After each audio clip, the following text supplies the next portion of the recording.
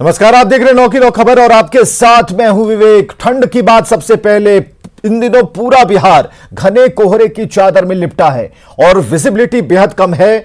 बेगूसराय की बात अगर सबसे पहले करें तो यहां सुबह से कोहरे ने अपना पांव पसार रखा है। कोहरे की सफेद चादर से सड़कें ढकी हैं। NH 28 और NH 31 पर कोहरे के कारण गाड़ियों की रफ्तार धीमी हो गई है। प्रशासन की ओर से सावधानी के तौर पर कई जगहों पर होमगार्ड के जवानों की तैनाती की गई है, जिससे वाहन चलाने में दिशा निर्देश मिल सके, साथ ही हादसे भी ना हो। प्रमुख चौक चौराहों पर खास व्यवस्था की गई है। और बेगूसराय ही नहीं बल्कि जमुई में भी जनजीवन अस्त व्यस्त है। सुबह से जमुई की सड़कों पर कोहरा दिख रहा है और इसके कारण वाहन चालक गाड़ियों की लाइट्स जलाकर चल रहे हैं। स्थानीय स्तर पर लोग अलाव जलाकर गुजारा कर रहे हैं। शहर के खैरमा में कुछ लोग मोटर गैराज के मोबिल लगे कपड़े और रद्दी सामान इकट्ठा कर उसे जलाते दिखे। उनका कहना है कि प्रशासन की ओर से व्यवस्था नहीं है, तो उन्होंने मजबूरन यह तरीका अपनाया है। तापमान गिरने के बाद कनकनी बढ़ गई है और जमुई में इसका असर दिख रहा है। जहां तक बात करें तो कोहरा भी सड़कों पर दिख रहा है। दिखाई दे रहा है कि जो ये मुख्य सड़क मार्ग है जमुई का, जो स्टेशन से शहर की ओर आता है, और ये खैरमा जो मोहल्ला है वो इलाका है। देख सकते हैं कि जो सड़क है, इस सड़क पर जो वाहन चल रही है उस वाहनों के लाइट जले हुए हैं, इसलिए कि कोहरा के वजह से कोई परेशानी ना हो।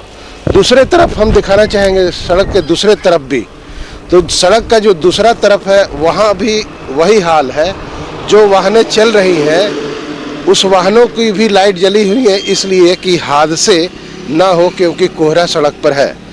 दूसरी तरफ एक और तस्वीर दिखाना चाहेंगे कि ये जो महादलित बस्ती के लोग हैं वो यहाँ पर ठंड से बचाव के लिए इंतज़ाम खुद के कर रहे हैं। देखा जाए तो ये पॉलीथीन है और इस पॉलीथीन में वो कपड़ा है या कोई ऐसे चीज़ है जो इनका यूज़ नहीं हो सकता है, उससे ये लोग अपना शरीर को गर्म कर रहे हैं। कौन इंतजाम किया है ये कपड़ा लगा रहा है। तो कौन जलाया है ये? हम मोबिल वाला कपड़ा है जो गाड़ी पहुँचता है ना, जो गाड़ी में पहुँचता है वही वाला। क्या परेशानी है आप लोगों को? क्या ठंड के वजह से बैठल है हम लोग, और क्या। तो जैसे खुद ये जला रहे हैं? हाँ, जला रहे हैं। गैरेज के पास से लाए चुन के पॉलीथीन में। ऐसा क्यों? ठंड के वजह से, आग के प्रभाव से हम लोग बैठे हुए हैं। देख सकते हैं कि ये लोग जो है ये गरीब परिवार के लोग हैं और जो बता रहे हैं कि ठंड लगती है तो लोग उठ जाते हैं, क्योंकि शरीर जब ठंड हो जाता है तो उठ जाते हैं। और ये लोग आसपास के जो गैराज के जो कपड़े होते हैं उनको जलाकर अपने शरीर को गर्म कर रहे हैं, ठंड से बचने के उपाय कर रहे हैं। कहने का मतलब है कि अब ठंड का असर दिखने लगा है और जिला प्रशासन को चाहिए कि अब लकड़ी का इंतजाम करे ताकि इन्हें राहत मिले। केसी कुंदन, न्यूज़ 18 जमुई। और पटना जंक्शन पर भी कोहरे की मार देखने को मिल रही है। यहां कोहरे की वजह से कई ट्रेनें घंटों विलंब से चल रही हैं। मौके का जायजा लिया हमारे सहयोगी साकेत कुमार ने। ठंड और कोहरे का असर धीरे धीरे बढ़ता जा रहा है। अब पटना में जो विजिबिलिटी थी कल रात, लगभग 500 मीटर विजिबिलिटी बची थी। आप देखिए, अभी हम पटना जंक्शन पे खड़े हैं और यहाँ पर ट्रेनों के परिचालन पर हालांकि इसका अभी बहुत ज़्यादा असर नहीं हुआ है, लेकिन विजिबिलिटी कम होने के कारण दिक्कतें जरूर आ रही है। देखिए अब कितना कम विजिबिलिटी है, 500 मीटर विजिबिलिटी कहा जा रहा है कि 500 मीटर विजिबिलिटी है, और ट्रेनों के परिचालन पर भी धीरे धीरे जब ये बढ़ेगा तो इसका असर होगा। हालांकि अभी जो ट्रेनें हैं वो अपने समय से हैं, लेकिन धीरे धीरे इसका असर बढ़ेगा तो ट्रेनें भी देरी से चलेगी। पटना जंक्शन की स्थिति अभी है, आप देख पा रहे होंगे कि काफ़ी जो लोग हैं वो ज़रूर यहाँ पर आए हुए हैं, पैसेंजर्स हैं, ट्रेनों का इंतज़ार कर रहे हैं लोग। हालांकि जो ट्रेनें हैं वो लेट लतीफ़ नहीं है, लेकिन विजिबिलिटी का असर ज़रूर यहाँ पर दिख रहा है। हम एक बार कोशिश करते हैं कुछ लोगों से यहाँ पर बात भी करने का कि कहाँ से आए हैं और ट्रेनों की जो देरी है वो तो नहीं हो रही है। आप लोग कहाँ जा रहे हैं? हम लोग जा रहे हैं लखनऊ। ट्रेन टाइम से है? हाँ, टाइम से। टाइम बिफोर टाइम भी आई थी, ठीक है, टाइम से है, पहले से ठीक है। ठीक है, तो देखिए विजिबिलिटी चूंकि कम है लेकिन ट्रेनें अपने समय से चल रही है। एक राहत की बात यह है, लेकिन जैसे जैसे ठंड बढ़ेगा, कोहरे का कहर बढ़ेगा, इसका असर रेलों के परिचालन पर निश्चित तौर पर पड़ेगा। कैंपसन आशीष के साथ साकेत कुमार, न्यूज़ 18 पटना। और गोपालगंज में भी कड़ाके की ठंड पड़ रही है। यहां पर पिछले कई दिनों से न्यूनतम तापमान में 3 से 4 डिग्री की गिरावट देखी जा रही है। 11 से 12 डिग्री तक आंकड़ा पहुंच चुका है। अधिकतम तापमान 21 डिग्री दर्ज किया जा रहा है। घने कोहरे के कारण विजिबिलिटी काफी कम है। लोग गाड़ियों की लाइट जलाकर चल रहे हैं। लोगों ने ठंड से बचने के लिए जिला प्रशासन से अलाव की व्यवस्था करने को कहा है। गोपालगंज में भी कड़ाके की ठंड पड़ रही है और आप देखेंगे यहाँ पर कि जो यहाँ पर लोग हैं वो अलाव जलाकर किसी तरह से इधर उधर से जो कूड़ा कचरा है उसको बीन करके जो अलाव जला रहे हैं और ठंडी भगा रहे हैं। और यहाँ पर जो विजिबिलिटी है वो काफ़ी कम है। देखें यहाँ पर जितने भी वाहन चल रहे हैं सभी वाहनों को लाइट जला करके वाहन चलाना पड़ रहा है। और राहत की बात है कि जो स्कूल है स्कूल बंद है, जिसकी वजह से यहाँ बच्चों की परेशानी तो कम है, लेकिन ठंड की वजह से लोगों की परेशानी बढ़ रही है। हम बात करते हैं यहाँ पर, क्या नाम है आपका? परवेज आलम। तो जी आप सुबह से यहाँ पर अलाव ताप रहे, क्या कहना है आपको ठंड के बारे में? ठंडा तो पहले से ज़्यादा बढ़ गया है गोपालगंज में और सरकार के द्वारा कोई भी चीज़ का इंतजाम नहीं किया गया है। यहाँ पे किसी तरह का अलाव होगा, लोग अपना अपना घर से ला के और जला रहे हैं और वही तापना है। जाहिर तौर पर अभी लोगों का कहना है कि दिसंबर का भी पहला सप्ताह है और ठंड इस तरह बढ़ी हुई है कि लोगों को अब अलाव की जरूरत पड़ रही है कि सरकार के द्वारा अलाव की व्यवस्था की जाए। मुकेश कुमार, न्यूज़ 18 गोपालगंज।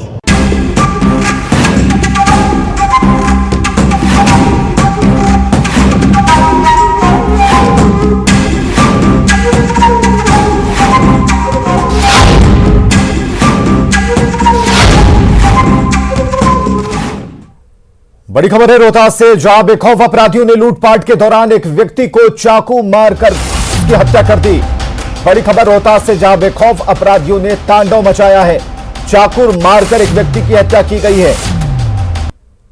और घटना के बारे में बताया जा रहा है कि काराकाट के जोरावरपुर की यह घटना है। घर में बेटी की शादी थी, पिता खरीदारी कर लौट रहे थे, तभी पहले से घात लगाए अपराधियों ने लूटपाट शुरू कर दी। विरोध करने पर चाकू से हमला कर डाला, जबकि बेटे को भी चाकू से वार कर घायल कर दिया। मृतक का नाम राधा मोहन सिंह है, जो सेना के रिटायर्ड कर्मचारी थे। फिलहाल पुलिस मामले की छानबीन में जुटी है। के पास एसएच के बगल में ये बाप बेटे जा रहे थे। अपराधियों ने मोटरसाइकिल छीनने का प्रयास किया और ये पुलिस के जवान थे, रिटायर थे और बाप बेटे लड़ बैठे। इसी ने अपराधियों से छीना पीटी करा और उन्होंने कोई छुड़ा मार दिया, जिससे बाप का हत्या हो गया, जिनका नाम था राधा मोहन सिंह। अभी उनके बच्चे हैं जो अभी यहाँ पर स्वास्थ्य लाभ ले रहे हैं यहाँ पर। इधर मुंगेर से खबर है, जहां के तारापुर से एक सनसनीखेज खबर आई, जहां मोहनगंज में एक व्यक्ति ने महिला की हत्या कर शव को जमीन में गाड़ दिया। बताया जा रहा है कि दोनों कथित तौर पर पति पत्नी थे। 3 साल पहले दोनों की शादी हुई थी। महिला के बेटे की शिकायत पर जब जगह पर जमीन खोदी गई तो महिला का शव बरामद हुआ। हत्या का आरोप विनोद सिंह पर लगा है और बताया जा रहा है कि दोनों रिश्तेदार थे और कई साल साथ में रहे। महिला विनोद सिंह की झोपड़ी में रहती थी। हत्या से पहले दोनों के बीच विवाद हुआ था और इसके बाद आरोपी ने गला दबाकर उसकी हत्या कर दी। पुलिस ने शव को जमीन से निकालकर जांच में जुट गई है। आरोपी की गिरफ्तारी के लिए छापेमारी जारी है। 2-3 वर्ष पहले रुक्मिणी देवी ने विनोद सिंह से शादी कर लिया था। वर्तमान में विनोद सिंह की झोपड़ी में रह रही थी। विनोद सिंह उसको झोपड़ी खाली करने बोल रहा था और ये खाली नहीं कर रही थी। इसी प्रकरण में रात में दोनों में कुछ झंझट हुआ और विनोद सिंह ने उसको मुंह गला दबा करके सफोकेशन से उसकी हत्या कर दी और लाश को बरुआ नदी के किनारे बालू में कर दिया था। इधर मुंगेर की मुफस्सिल थाना पुलिस को बड़ी कामयाबी हाथ लगी है। पुलिस ने तौफीर गांव में छापेमारी की और एक बड़ी कामयाबी, तौफीर गांव में एक मिनी गन फैक्ट्री का खुलासा हुआ है। साथ ही हथियार निर्माण से जुड़े एक शख्स को गिरफ्तार किया गया। उसके पास से हथियार और हथियार बनाने का सामान बरामद हुआ है। बताया जा रहा है कि तौफीर गांव के निवासी अभिषेक शर्मा के घर में हथियार बनाने का अवैध कारोबार चल रहा था, जिसके बाद पुलिस ने कार्रवाई की, छापेमारी की और गिरफ्तार युवक पहले भी इस मामले में जेल जा चुका है। अब एक ऐसी खबर को हम दिखाने जा रहे हैं जिसे देखकर आप चौंक जाएंगे, क्योंकि शादी की उम्मीद में एक शख्स मंडप में पहुंचा, लेकिन पुलिस ने शहनाई की धुन के बदले हथकड़ी की खनक सुनाकर उसे चौंका दिया। खबर पटना के अथमल गोला से है। तो एक अपराधी पकड़ा गया, 50,000 का इनाम था उसके ऊपर। और इस इनामी अपराध की छानबीन में पुलिस थी। हालांकि एसटीएफ को यह मामला सौंपा गया था और अथमल गोला से रवि गोप को एसटीएफ की टीम ने पकड़ा है। रात भर पूछताछ हुई है और कई ऐसे मामले हैं जिसके खुलासे की उम्मीद है। वो सब कोई मतलब नहीं है, पर हम लोग सब सही थे। छोटा मोटा ऐसे ही केस चल रहा था, वो भी बिना मतलब के, बिना किसी सबूत के, बिना किसी अरेस्ट वारंट के, और ना ही कोई सबूत दिखाया गया कि आप किस चीज़ में गिरफ्तार हो रहे, किस चीज़ में ना गिरफ्तार हो रहे। बंदूक की नोक पे उन्हें ले गया जबरदस्ती उठाकर। इधर पूर्वी चंपारण पुलिस ने रुपए दोगुना करने का झांसा देकर ठगी करने वाले गिरोह का खुलासा किया है। साथ ही 2 लोगों को गिरफ्तार किया। इनमें से एक पैक्स का पूर्व अध्यक्ष है। इनके पास से 7 लाख रुपए कैश और नोट के बराबर के कटे सादे कागज बरामद किए गए। रुपए कुटवा थाना क्षेत्र के कररिया पैक्स के पूर्व अध्यक्ष मुरारी यादव की लग्जरी कार से बरामद की गई। इसके अलावा देसी पिस्टल और शराब की 10 बोतलें भी बरामद की गई हैं। पूर्वी चंपारण पुलिस ने पटना एसटीएफ के ने नोट डबलिंग गिरोह की सूचना दी थी और इसके बाद ये कार्रवाई की गई। 2 अपराध कर्मियों को पकड़ा गया है जिनका नाम मुरारी प्रसाद यादव और दीपक कुमार। ये मुरारी कोटवा थाने का निवासी है और पूर्व में पैक्स अध्यक्ष भी रहा हुआ है, और दीपक कुमार मोतीपुर मुजफ्फरपुर का निवासी है। ये दोनों आपस में संबंधी भी हैं। सूचना थी कि ये लोग नोट डबलिंग का कार्य करते हैं और लोगों को ठगते हैं। उसी सूचना के आधार पर इनको अरेस्ट किया गया। इनके पास से 7,90,700 रुपये कैश, जो 100 के नोटों के बंडल हैं, साथ ही बहुत से ऐसे बंडल प्राप्त हुए जो सादे कागज़ के बंडल हैं 100 के, जो 100 रुपये के नोट के आकार के हैं वो। इसके साथ ही इनके पास से एक कट्टा, 3 गोली और 10 शराब की बोतलें भी इनकी गाड़ी से बरामद हुई थी। हम लोग अभी इन्वेस्टिगेशन कर रहे हैं कि इसमें और कौन लोग शामिल हैं। कोई बड़ा सिंडिकेट है और इनका जो मोडस ऑपरेंडी था, ये बस स्टैंड, रेलवे स्टेशन पे राह चलते जो ट्रांजिट में रहते थे यात्री, उनको ठगते थे। साथ ही हम लोग ये भी देख रहे हैं कि कहीं इसका फेक करेंसी से भी कोई नेटवर्क तो नहीं है ये जुड़ा हुआ। इधर बांका में उत्पाद विभाग ने एक टेम्पो से 281 बोतल शराब जब्त की है। शराब टेम्पो की छत में बॉक्स बनाकर रखी गई थी। झारखंड ले जाई जा रही थी यह शराब और ऑटो में नंबर प्लेट नहीं था। इसकी छत की बनावट पर शक के बाद जांच की गई तो 181 बोतल विदेशी शराब और 100 बोतल देसी शराब बरामद की गई। पुलिस ने इस मामले में 2 लोगों जिनके नाम है मनोज सिंह और सुभानी मियां को गिरफ्तार किया है, जो देवघर के पालाजोरी के रहने वाले हैं।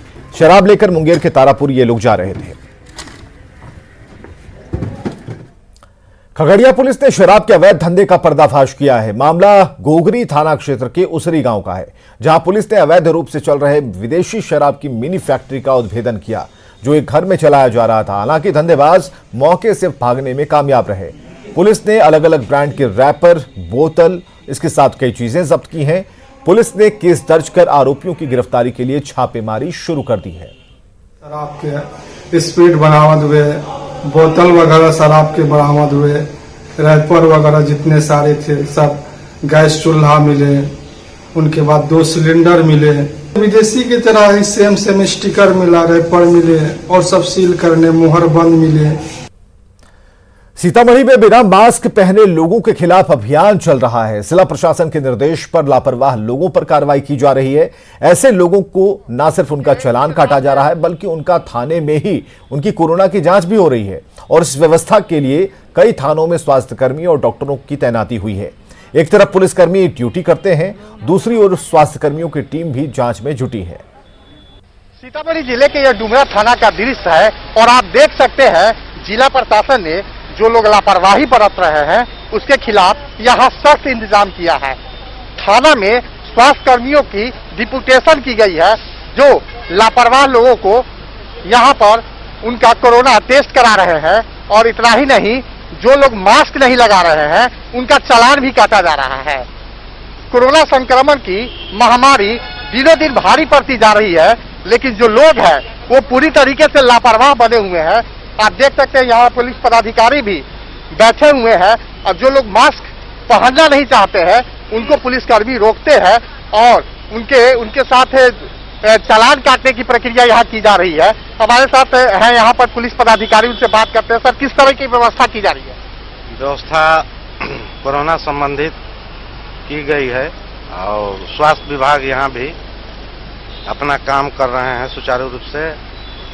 पुलिसकर्मी भी लगे हुए हैं इस सिलसिले में और किसी तरह की कोताही नहीं बरती जा रही है इस विषय पर। तो लापरवाह लोगों का चालान भी काटा जा रहा है। लापरवाह लोगों का चालान भी काटा जा रहा है, मास्क का और हेलमेट भी। देख सकते हैं आप, यह दृश्य है सीतामढ़ी जिले के डुमरा थाना का। और यहाँ पर एक तरफ ये भी दृश्य है कि देखिए पीपी किट में किस तरीके से जो स्वास्थ्यकर्मी है ये पूरी सुरक्षित वातावरण यहाँ पर बना के रखे हुए हैं। और जो लोग आ रहे हैं उनका कोरोना टेस्ट कराया जा रहा है। जो लोग लापरवाह है वाहन चलाने के दौरान न तो हेलमेट का इस्तेमाल कर रहे हैं न ही मास्क का इस्तेमाल कर रहे हैं, तो वैसे लोगों को सबक सिखाने का भी एक तरह से यह जरिया कहा जा सकता है कि जिला प्रशासन लगातार लोगों को आगाह कर रहा है कि आप मास्क पहनिए, सोशल डिस्टेंसिंग का पालन कीजिए।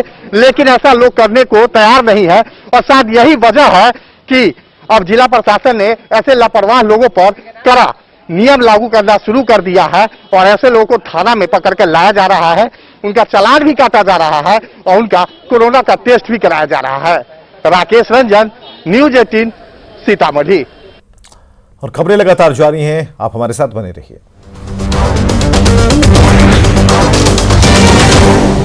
की अवैध फैक्ट्री पर लगातार पुलिस का शिकंजा कस रहा है। कल मधेपुरा में एक झोपड़ी में मिनी गन फैक्ट्री का खुलासा हुआ, जबकि 3 दिन पहले पटना सिटी में भी हथियारों की फैक्ट्री का खुलासा हुआ था।